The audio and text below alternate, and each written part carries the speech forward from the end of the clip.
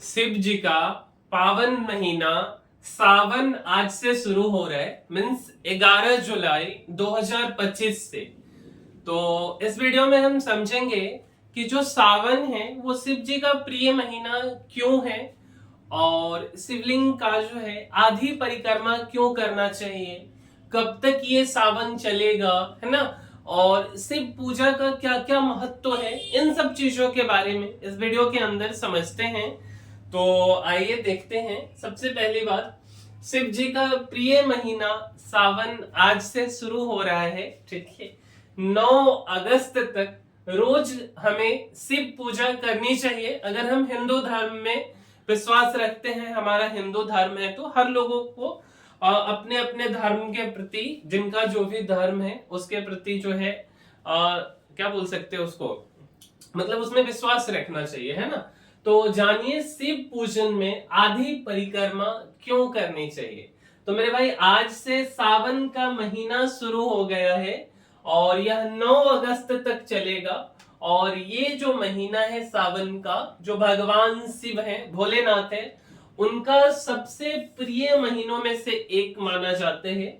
अगर हम स्कंद पुराण की बात करें तो उसके अनुसार भगवान शिव जी स्वयं संत कुमार से कहा था कि सावन उन्हें बेहद प्रिय है और इस महीने की हर तिथि पर्व के समान मानी जाती है। सावन महीने में जो भी तारीख, जो भी दिन आएगा, हर एक दिन एक पर्व है, ठीक है।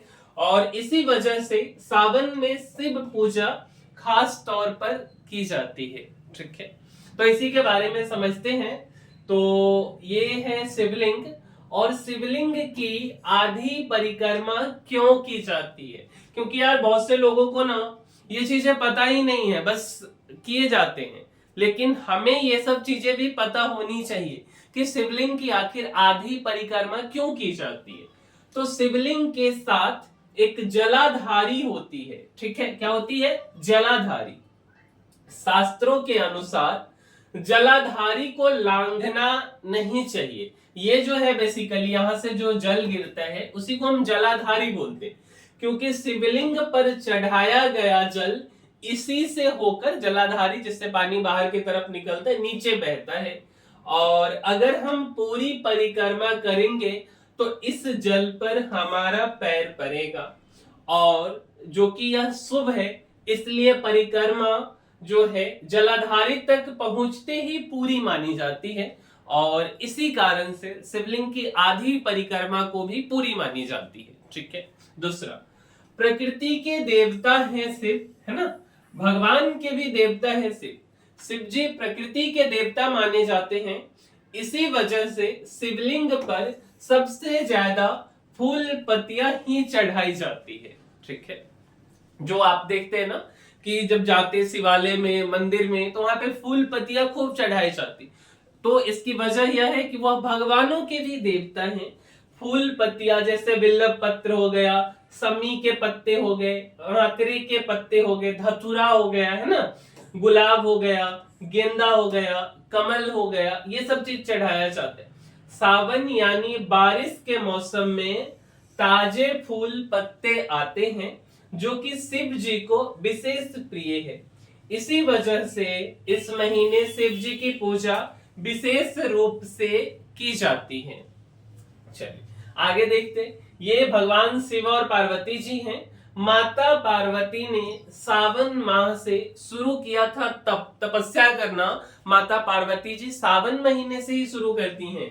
माता पार्वती ने सावन महीने से ही शिव जी को पति रूप में पाने के लिए तप शुरू किया था। सावन में किए गए तप से देवी पार्वती की मनोकामना पूरी हुई थी और उनका विवाह शिव जी से हुआ था। इसी वजह से शिव जी को यह महीना प्रिय है, ऐसी मान्यता है, ठीक है। चलिए, अब शिवलिंग पर जल और दूध क्यों चढ़ाया जाता है ना, हर एक चीजों का अपना एक विशेष महत्व है। और हम लोग तो जेनजी है ना, तो हर चीजों के मतलब निकालते हैं, तो क्यों ना इन चीजों के बारे में भी समझे। करना तो है ही हम सभी लोगों को, बट करना है तो क्यों कर रहे हैं, विशेष नॉलेज भी हमें होनी चाहिए। तो इसी चीजों को समझ रहे। तो शिवलिंग के साथ एक जलाधारी होती है।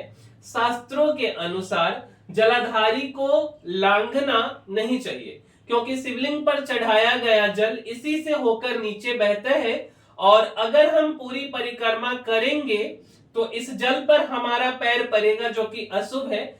यार ये कुछ थोड़ा सा मेरे से ही मिस्टेक है, ठीक है। तो जलाधारी तक पहुंचने पर पूरी परिक्रमा मानी जाती है। और एक्चुअल में ना ये जो चीजें हैं ये तो हमने पहले ही बता दी थी, बट बताते आपको धीरे धीरे करके। अगला जो है मेरे भाई कि शिवलिंग पर तुलसी क्यों नहीं चढ़ाया जाता है, उसका जवाब कि दूध क्यों चढ़ाया जाता है, ये जवाब अभी नहीं मिला है, ठीक है। शिवलिंग पर तुलसी क्यों नहीं चढ़ाया जाता? माना जाता है कि तुलसी के पुण्य से असुर शंखचूर अजय हो गया था, ठीक है। उसे मारने के लिए विष्णु जी ने छल से तुलसी का पतिव्रत धर्म भंग किया, जिससे उसके, ठीक है, जिससे उसके तुलसी के पुण्य का प्रभाव कम हो गया, और शिव जी ने शंखचूर का वध किया था, ठीक है। तो इस कारण तुलसी ने संकल्प लिया, ठीक है, तुलसी ने संकल्प लिया कि वह शिव पूजा में नहीं चढ़ाई जाएगी, और तुलसी ने विष्णु जी को पत्थर बन जाने का शाप दिया था। शिव और विष्णु तुलसी के शाप स्वीकार किए थे, और शालिग्राम भगवान विष्णु का पत्थर स्वरूप है, ठीक है। अगला, शिवलिंग पर भांग, धतूरा और आंकरे के फूल क्यों चढ़ाए जाते हैं? तो भांग, धतूरा और आंकरे के फूल ये सभी नशीली और जंगली चीजें हैं। ये चीजें बुरे विचारों और बुरी आदतों का प्रतीक है। इन्हें शिव जी को चढ़ाने का अर्थ है कि हम अपनी बुराइयों को शिव को समर्पित करके उन्हें त्यागने का संकल्प ले, है ना। लेकिन आजकल इसका एक अलग ट्रेंड लोगों ने बना दिया है कि शिव जी ये चीज कर सकते तो हम क्यों नहीं, है ना। तो ये चीजें गलत है। ये बेसिकली इसका मान्यता है कि ये सब जंगली चीजें हैं, नशीली चीजें हैं, इनको चढ़ा के हमारे अंदर जो बुराइयां हैं उस बुराइयों से हमें छुटकारा मिले और हम अच्छाइयों की तरह आगे बढ़े, है ना। चलिए आगे, क्यों जो है जो खंडित शिवलिंग होते ना उनकी क्या खंडित शिवलिंग की पूजा की जा सकती है? तो अधिकांश देवी देवताओं की खंडित मूर्तियों की पूजा योग्य नहीं माना जाता है, लेकिन शिवलिंग इस नियम से अलग है। शिवलिंग भगवान शिव का निराकार प्रतीक है, इसलिए अगर वह खंडित भी हो जाए तब भी उसकी पूजा की जा सकती है। शास्त्रों के अनुसार शिवलिंग आकार नहीं भाव का प्रतीक है। श्रद्धा और भक्ति से की गई पूजा खंडित शिवलिंग को भी पूर्ण फल देने वाली मानी जाती है। इसलिए अगर शिवलिंग खंडित भी है तो भी हम उसकी पूजा कर सकते हैं। अगला, शिव जी को भस्म क्यों नहीं चढ़ाई जाती, शिव जी को भस्म क्यों चढ़ाई जाती है? तो अधिकांश देवी देवताओं की खंडित मूर्तियों को पूजा योग्य नहीं माना जाता है, लेकिन शिवलिंग इस नियम से अलग है, ठीक है। थोड़ा सा ये यार जो हमने पीपीटी बनाया है ना, वो थोड़ा सा दो चीजों का इसमें जो है वो गड़बड़ कि शिवलिंग पे दूध के साथ पानी के साथ जल के साथ में दूध भी क्यों चढ़ाया जाता है, और दूसरा जो शिवलिंग है तो इनके ऊपर भस्म क्यों चढ़ाई जाती। तो इसका जवाब हम किसी और वीडियो में देंगे। ये थोड़ा सा मेरे से ही कहीं पे मिस्टेक हुआ है जब हम इस पीपीटी को बना रहे थे, बट कोई बात नहीं, इसके लिए सॉरी, ठीक है। तो किसी और वीडियो में हम इसका जवाब देंगे। अगला कि शास्त्रों के अनुसार शिवलिंग आकार नहीं भाव का प्रतीक है।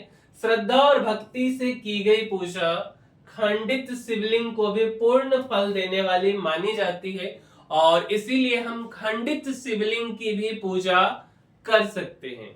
तो मेरे भाई यही कुछ विशेष चीजें हैं भगवान शिव के बारे में, शिवलिंग के बारे में, पूजा के बारे में।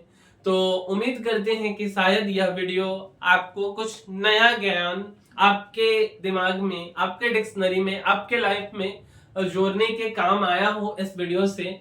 और अगर आपको हमारे वीडियो से वैल्यू एडिशन मिला है, कुछ आप नया सीखे हो, तो एक लाइक, शेयर और सब्सक्राइब तो बनता ही है इस चैनल के लिए, है ना। और इसी के साथ हम अपने वीडियो को समाप्त करते हैं और मिलते हैं अगले वीडियो में, तब तक के लिए धन्यवाद।